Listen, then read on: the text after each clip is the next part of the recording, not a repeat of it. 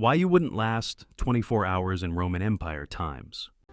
The toilet killed more Romans than the gladiators. One shared sponge, 40 people, no soap. That's how empires fall, from the inside out. Forget everything Hollywood told you. Archaeologists opened a Roman public latrine last year, and the bacteria count was 800 times higher than a modern porta potty at a music festival. 800 times. And that wasn't even the most dangerous room in a Roman's day. MIT structural engineers studied Roman apartment buildings, the ones regular people actually lived in, and found they'd collapse today if you sneezed near them. Literal death traps held together with hope and expired concrete. But you're thinking about battles, right? Emperors and gladiators and war? Wrong. The average Roman never saw a gladiator, never fought in a war. They died from Tuesday. You wake up on the third floor of an insula. Sounds cozy. It's a vertical coffin. 5 stories of mud brick with wood floors, packed with families, no fire exits, and a foundation that would make modern inspectors weep. Rome had one of these collapse every single week, not month. Week. Survivors described hearing cracks in the walls at night. Just lying there, waiting. You ignore it because you need water. No plumbing in your unit. That's for rich people on the ground floor. So you head downstairs to the public fountain. Free water. Great, right? It came through lead pipes. Now, here's the twisted part. Romans knew lead was toxic. Ancient doctors wrote about plumber's disease, tremors, stomach pain, brain fog. They documented it, and kept using lead anyway because it was cheap. Tests on Roman skeletons show lead levels that would hospitalize you today.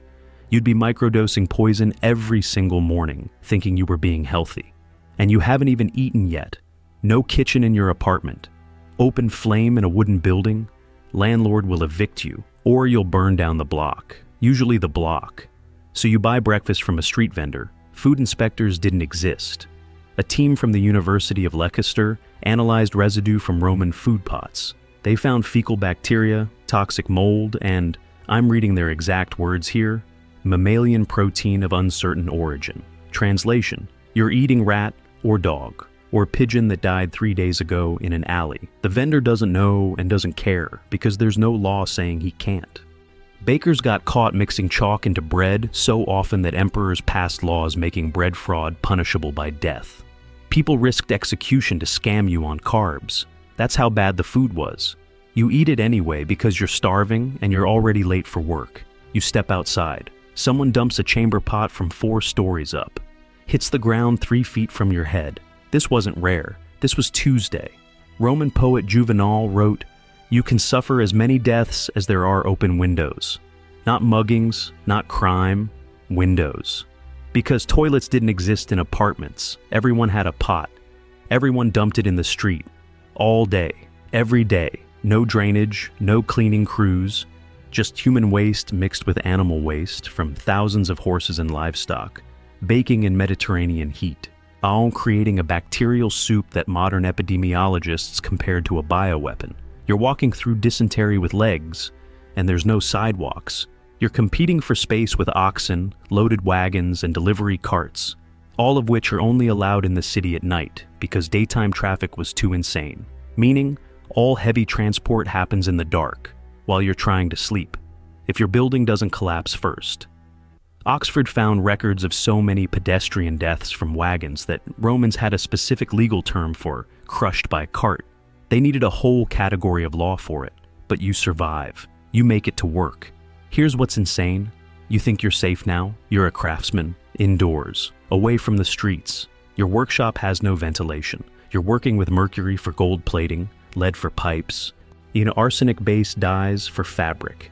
Industrial safety wasn't a concept. It was make thing, get paid, die at 35. And people did die at 35. Skeletal remains from Roman workers show occupational damage so severe that modern orthopedic surgeons can identify their profession just from bone structure. Weavers had spinal curvature, blacksmiths had arm deformities, potters had joint damage that made walking painful. Your job was reshaping your skeleton, and you didn't even know it. Construction workers today have 47 different scaffolding safety regulations. Rome had one. Don't fall. Archaeologists excavated a building site and found human bones just mixed into the foundation. Someone fell during construction and the crew kept building. Just worked around the body. It's afternoon. Your stomach hurts. The mystery meat bread from this morning is making its exit. You head to the public toilet. This is where modern people completely break. Picture this: a long stone bench, holes cut out, no dividers, no stalls, no privacy. You sit shoulder to shoulder with 40 strangers, having a conversation about politics while you shit. Romans treated this like Starbucks, but that's not the part that destroys you. No toilet paper. Instead, communal sponge on a stick. One sponge, shared by everyone. Cleaned between uses by swishing it in a water channel. Ancient medical texts describe infections from these sponges so frequently they had pre-written treatment plans. Historians found 12 different Latin terms for toilet-related illness. Microbiologists calculated the infection transmission rate, and their conclusion, catastrophically efficient. You couldn't avoid it. Contaminated water gave everyone chronic dysentery. You were going to use that sponge whether you wanted to or not. Somehow, you finish work. You survived. Time to relax at the Colosseum. 80,000 drunk Romans packed into stone seats with no security, no crowd control, and unlimited wine. Historians found records of riots that killed hundreds of spectators, not from gladiators, from stampedes in the stands. People crushed against stone or trampled trying to escape fights that broke out over chariot teams. And the smell, researchers studying amphitheater residue found traces of blood, rotting flesh, animal waste, human sweat, and sand used to soak up fluids.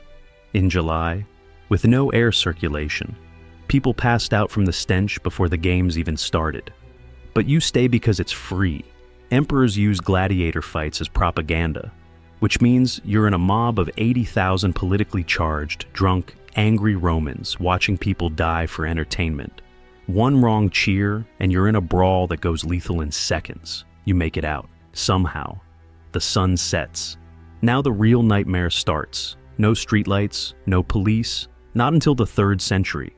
Just darkness and occasional vigiles who were basically firefighters that chased criminals if they felt like it. Mugging was so common that rich people hired bodyguards just to walk to dinner parties. Regular people, you took your chances, and those wagons, they're all out now, rolling through pitch-black streets. No headlights, no warning, just the sound of hooves on stone. And if you don't move fast enough, ancient sources say you'd be crushed unrecognizable. That's a direct quote from Roman records. You sprint home, lock your wooden door with a basic lock that a child could break. Break-ins were so frequent Romans had household gods specifically for theft protection. They prayed to statues because the legal system wouldn't help them. You're freezing, no fire allowed, building codes. So you either freeze or you light an illegal flame and risk burning down the entire block. The Great Fire of Rome in 64 AD destroyed 70% of the city. And that wasn't even the only major fire. Ancient historians documented at least 6 great fires. Why? Wooden buildings, 5 stories tall, packed with people cooking illegally, lit by oil lamps, with no fire escapes. Modern fire marshals toured reconstructed insulae. Official assessment, condemned immediately. If you lived above the 2nd floor, your survival rate during a fire was basically 0. Stairs clogged with panicked people. Smoke killed you before flames reached you. Jumping meant a 40-foot fall onto stone.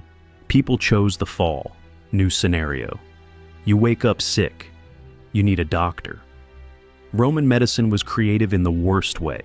Pliny the Elder, actual respected scholar, recommended mouse meat for bedwetting, wolf liver for stomach pain, and gladiator blood for epilepsy. These were real treatments. Surgery existed but without anesthesia or antibiotics. Doctors performed amputations using wine as disinfectant and opium for pain. Survival rate for major surgery, 30%. The most common treatment for everything?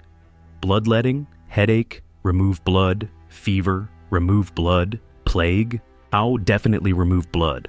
Modern hematologists calculated that the average Roman medical patient lost enough blood to cause anemia, making recovery harder. The treatment made you sicker. But let's say you're tough, healthy, street smart, you're beating the odds, cool, now accidentally insult a senator. Rome was an honor-based culture on steroids. Disrespect could get you exiled, enslaved, or executed, legally. Ancient court records show citizens executed for public mockery of officials, not threats, not violence. Jokes. Powerful men had private armies. If you weren't a full Roman citizen, you had almost no legal rights. A citizen could beat you in public and face zero consequences. The system wasn't broken. It was designed this way. You were born into your class and you died in your class. And social mobility didn't exist for 90% of the population. Here's what breaks my brain. Disease was everywhere. Smallpox, tuberculosis, malaria, typhoid, dysentery, all circulating simultaneously. The Antonine Plague in 165 AD killed 5 million people. That's 10% of the entire Roman Empire. Gone. No quarantine, no germ theory, no understanding of how disease spread. Sick people just kept going to markets, to work, to public baths. Speaking of baths, those famous Roman baths everyone romanticizes, heated water that wasn't changed frequently, shared by hundreds of bodies, zero filtration. Researchers tested ancient bath residue. They found parasites, skin infections, and fecal bacteria at levels that would shut down a modern pool instantly. But everyone went because it was social, because it was expected, because they didn't know it was killing them. The empire conquered the known world while its own citizens were dying from their morning routine. So here's the truth they don't teach. Average Roman lifespan, 25 to 30 years. Infant mortality, 30 to 40%. Most people never saw 40. You wouldn't last 24 hours in Rome because Romans barely lasted either. We think of Rome as this pinnacle of civilization. Roads, aqueducts, law, and yeah, they built incredible things. But the people who built them, they lived in a toxic, violent, disease-soaked nightmare held together by spectacle and propaganda. Every modern convenience you ignore. Clean water, food safety, building codes, antibiotics, legal rights. Millions of Romans died without. The empire lasted 500 years. The people inside it were just trying to survive until tomorrow. The wildest part? I didn't even cover slavery, or the lead-lined wine. Or what happened if you were a woman. Those are somehow worse. Drop a comment if the sponge thing broke you.